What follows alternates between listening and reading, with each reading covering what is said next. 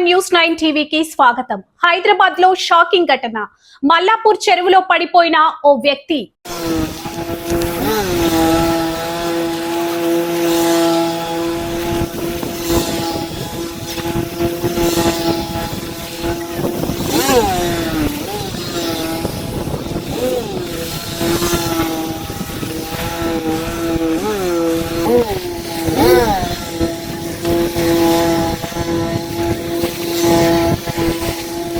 Balapur police station పరిధిలో ఈ ఘటన ఇప్పుడు తీవ్ర కలకలం రేపుతోంది.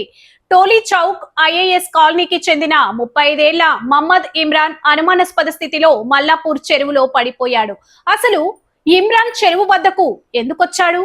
కాలు జారి పడిపోయాడా, లేక దీని వెనుక మరేదమైనా కారణముందా అన్నది ఇప్పుడు స్థానికంగా తీవ్ర ఉత్కంఠంగా మారింది. సమాచారం అందుకున్న వెంటనే హుటాహుటిన రంగంలోకి దిగిన డిఆర్ఎఫ్ బృందాలు ఇమ్రాన్ ఆచూకీ కోసం నీటిలో జల్లెడ పడుతున్నాయి.